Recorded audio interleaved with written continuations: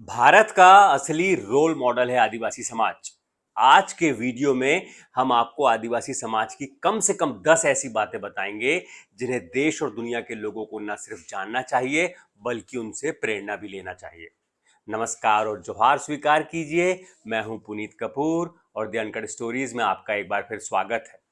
हमारे देश में लगभग 750 से ज्यादा आदिवासी समाज अलग अलग राज्यों के अलग अलग इलाकों में सैकड़ों हजारों सालों से रहते हुए आ रहे हैं और दुनिया में आदिवासी समाज की तादाद तो हजारों में होगी।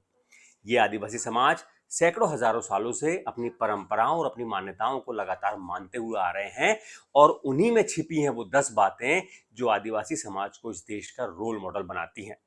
शुरुआत सबसे पहले करते हैं। पहली बात वो है बराबरी, कहीं कोई भेदभाव नहीं। आदिवासी समाज में आपको ढूंढने से भी ना तो कहीं जात पात मिलेगी ना ही ऊंच नीच का भेदभाव मिलेगा। अलग अलग आदिवासी समाज में गोत्र व्यवस्था जरूर है, लेकिन वो भी ज्यादातर विवाह संबंध बनाने के लिए है। उसमें आपको कहीं भी किसी की अलग अलग गोत्रों में कोई भेदभाव मिलेगा, ना ही किसी एक आदिवासी समाज का दूसरे आदिवासी समाज के लिए कहीं कोई आपको भेदभाव नजर आएगा। सभी लोग साथ में बैठकर मिलते हैं, जुलते हैं, खाते हैं, पीते हैं। गीत संगीत नृत्य त्योहार तीज त्योहार सभी आपस में मिलकर मनाते हैं। लेकिन यहाँ कोई न जाति व्यवस्था है न ऊंच नीच का कोई भेदभाव है।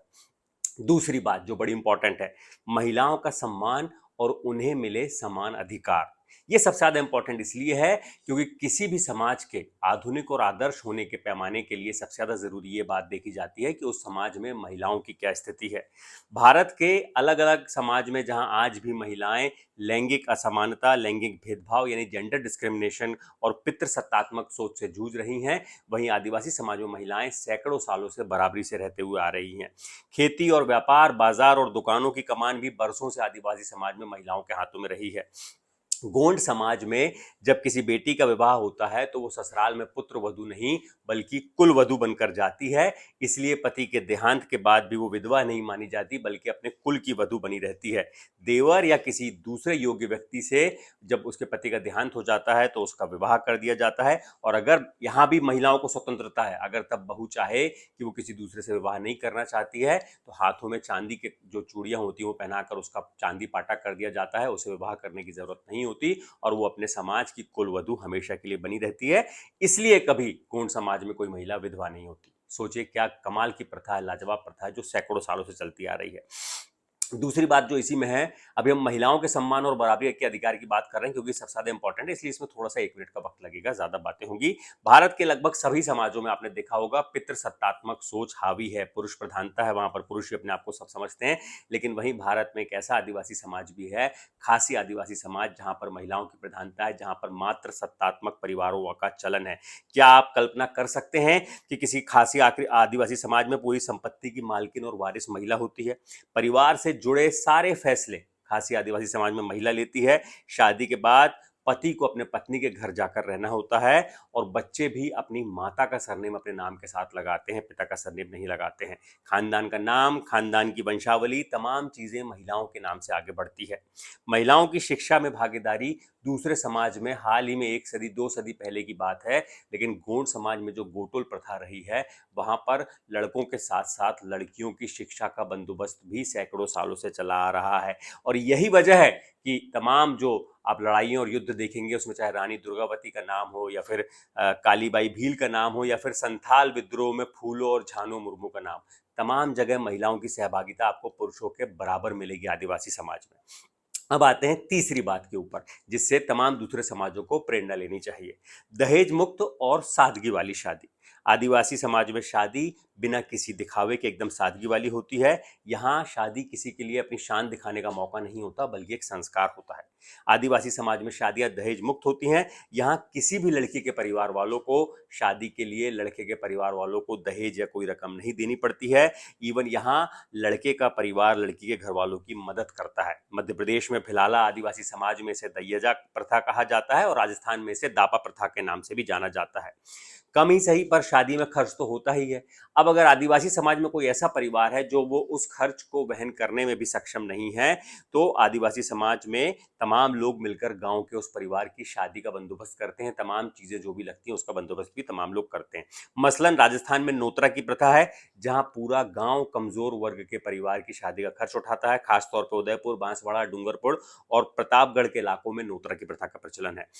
झारखंड के सिंहभूम में भी किसी परिवार की लड़की की शादी का खर्च पूरे गांव के लोग मिलकर उठाते हैं। लड़की की शादी के लिए माता पिता के साथ गांव वाले लोग भी बराबरी से मिलकर पूरी तैयारियां करवाते हैं। इसके साथ ही एक बड़ी अच्छी बात जो है, आदिवासी समाज में लड़कियों का जबरदस्ती विवाह नहीं कराया जाता, उनकी मर्जी के खिलाफ विवाह नहीं कराया जाता। शादी से पहले बकायदा लड़की की सहमति ली जाती है, उसके बाद ही लड़की का विवाह कराया जाता है। चौथी जो बड़ी अच्छी बात है, मदद की परंपरा। आदिवासी समाज में सामूहिक मदद की परंपरा, सामुदायिक मदद की परंपरा बरसों से चली आ रही है। मसलन भील समाज में जब कोई परिवार संकट में आ जाता है, तमाम कोशिशों के बाद भी वो संकट से बाहर नहीं निकल पाता है, तो समाज के तमाम लोग उसकी मदद के लिए आगे आते हैं। और मदद के बाद ना तो दूसरे जो लोग हैं वो उस परिवार पर एहसान कोई अपना जताते हैं, ना ही मदद पाने वाले व्यक्ति को एहसान उनका मानना होता है। मध्य प्रदेश के झाबुआ में जो हलमा प्रेरणा है, मैंने जिसका जिक्र किया, इससे प्रेरणा लेते हुए जल संरक्षण का अभियान शुरू हुआ। प्रधानमंत्री नरेंद्र मोदी ने भी इस प्रथा की तारीफ की है और तमाम लोग इससे प्रेरणा ले रहे हैं। 2005 से शुरू हुआ ये अभियान एक आंदोलन बन गया और जल संरक्षण के काफी हलमा प्रथा से प्रेरणा लेते हुए वह काफी अच्छे अच्छे अभियान चलाए गए हैं। पांचवी जो बात है, प्रकृति से जुड़ाव।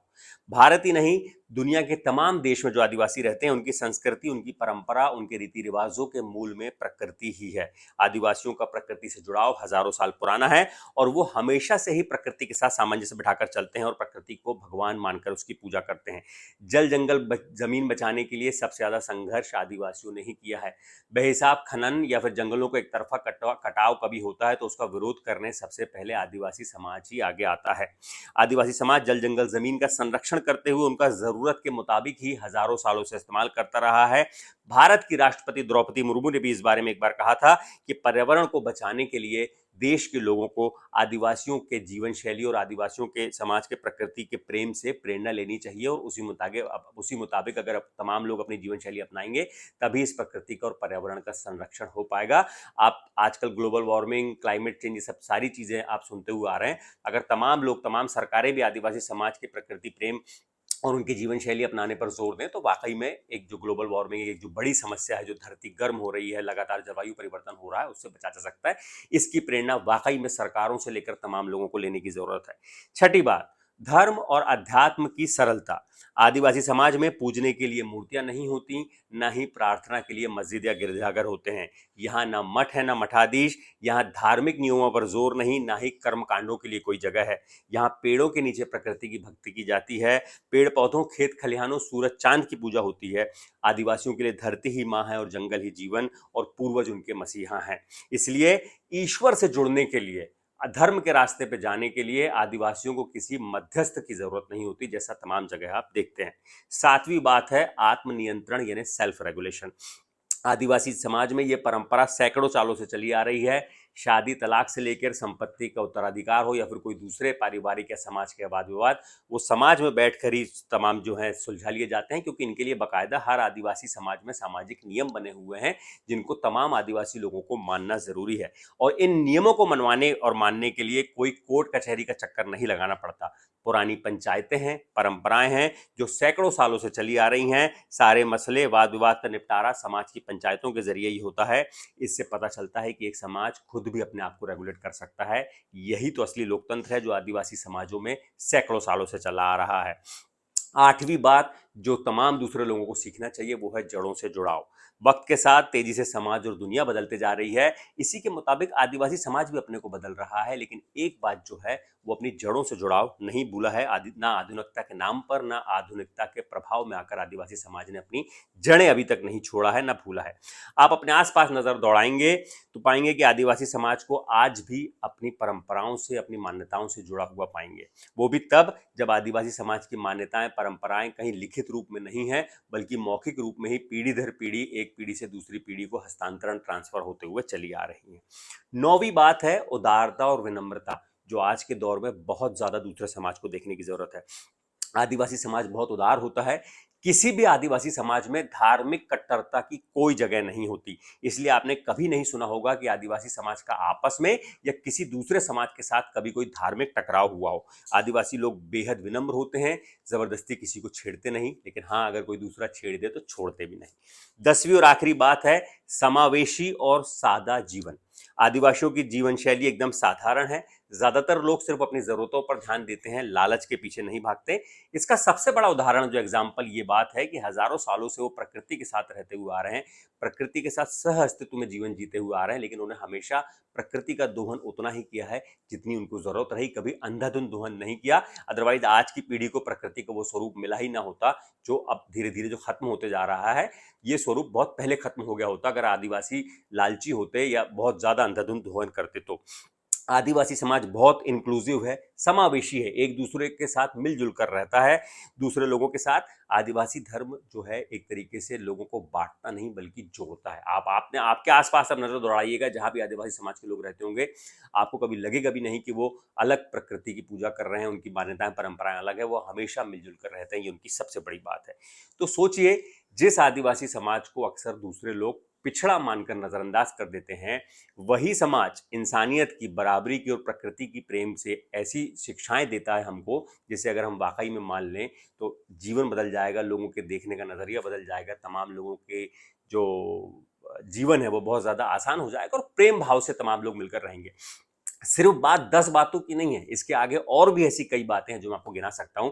मसलन पश्चिम बंगाल में जो भूमिज आदिवासी समाज है, उनकी भाषा खतरे में आ गई थी, लगभग विलुप्त होने की कगार पर थी। उन्होंने अभियान चलाकर 8 साल में 50,000 लोगों को अपनी भाषा से रूबरू करा दिया, वाकिफ करा दिया। ये एक उदाहरण है जो दूसरे तमाम लोगों को सीखना चाहिए, जो हर बात के लिए सरकार की बाट जोहते रहते हैं कि सरकार कुछ करेगी, वहां आदिवासियों ने खुद ये कर लिया। एक और उदाहरण देता हूं आपको, गोंड आदिवासी समाज।